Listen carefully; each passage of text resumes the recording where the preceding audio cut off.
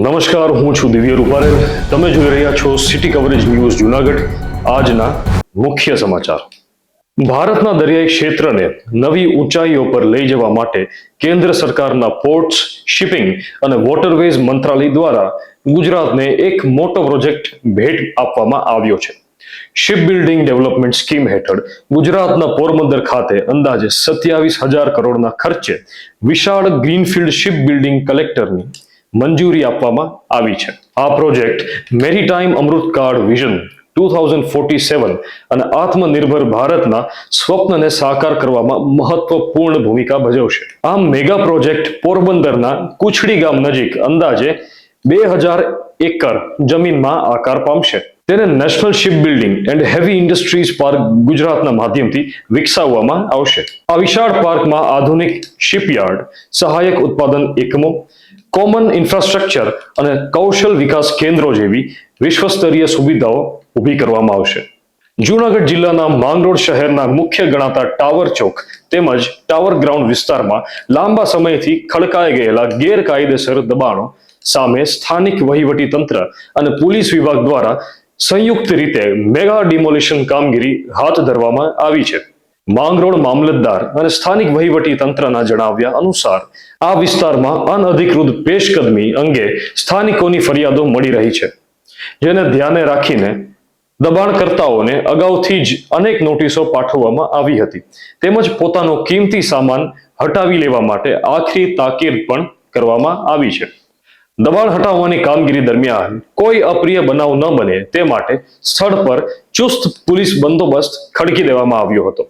વહીવટી અધિકારીઓની હાજરીમાં પીજીવીસીએલની ટીમ દ્વારા વીજ જોડાણો કાપી નાખ્યા બાદ જેસીબી મશીનોની મદદથી ગેરકાયદેસર દબાણો અને પેશકદમી દૂર કરવાની કાર્યવાહી કરવામાં આવી હતી.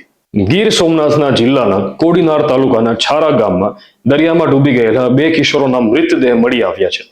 પોલીસ ઇન્સ્પેક્ટર એનવી હરિયાણીએ જણાવ્યું હતું કે દરિયામાં નહાવા ગયેલા 5 કિશોરોમાંથી 3 કિશોરોને સુરક્ષિત રીતે બચાવી લેવામાં આવ્યા છે. સૂત્રાપાડા પંથકમાં મધરાતના અંધારામાં સિંહોના દર્શન કરાવવાના નામે ચાલતી કથિત ગેરકાયદેસર પ્રવૃત્તિને રોકવા ગયેલા વન વિભાગના બીટ ગાર્ડ સાથે બબાલ અને મારપીટ થવાની ગંભીર ઘટના સામે આવતા વન વિભાગમાં દોડધામ મચી ગઈ છે. સિદ્ધિ સિમેન્ટ ફેક્ટરી નજીક પ્રશ્નાવડા તરફ જતા માર્ગ પર મધરાતના સમયે સિંહોની પજવણી કરી પ્રવાસીઓને ગેરકાયદેસર સિંહ દર્શન કરાવતી પ્રવૃત્તિ ચાલી રહી હોવાની માહિતી મળતા તેને રોકવા પહોંચેલા વનકર્મી સાથે કેટલાક યુવકો ઉગ્ર બોલચાલી પર ઉતરી આવ્યા હતા અને ત્યારબાદ મારપીટ કરી ફરજમાં અડચણ ઊભી કરતા ઉપરાંત જાનથી મારી નાખવાની ધમકી આપી હોવાના આક્ષેપ સામે આવ્યા છે.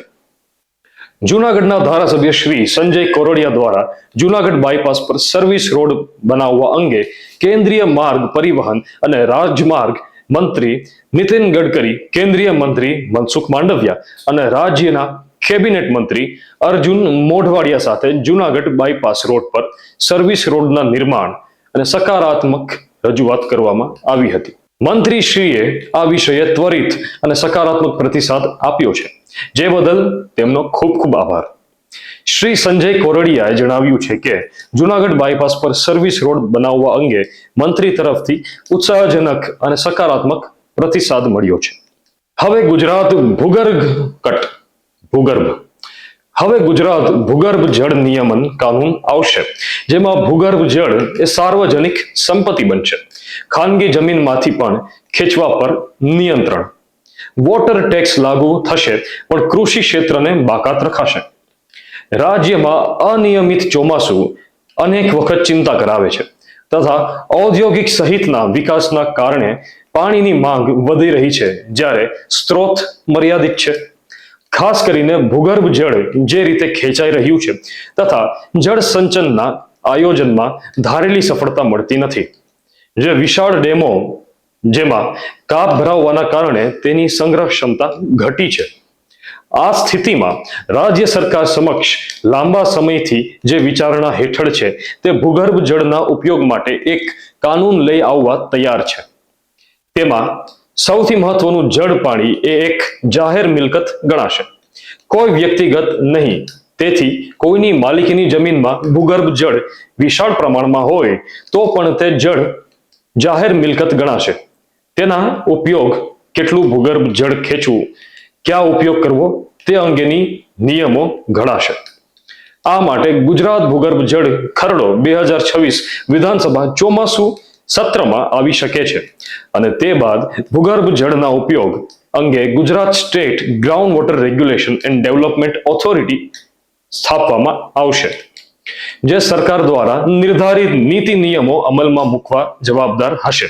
તો અનેક પર્યાવરણ સંતુલન જરૂરી હોય તેને ગ્રાઉન્ડ વોટર પ્રોડક્શન ઝોન જાહેર કરશે, જેથી એ વિસ્તાર સૂકા પ્રદેશમાં ફેરવાઈ જતા અટકાવી શકાશે.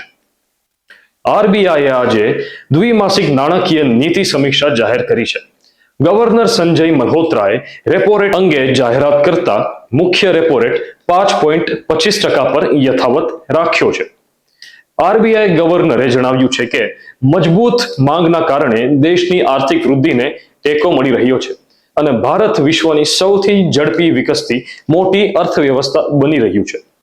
ભારત સરકારે રાષ્ટ્રીય ગીત વંદે માતરમ અને રાષ્ટ્રગાન જનગણ મનના ગાન અથવા વાદન અંગે વિગતવાર માર્ગદર્શિકા જાહેર કરી છે.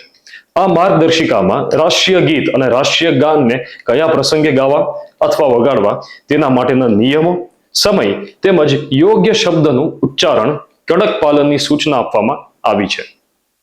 સિટી કવરેજના ડેઇલી અપડેટ્સ માટે અમારી ચેનલ લાઈક કરો, શેર કરો અને સબસ્ક્રાઇબ કરો.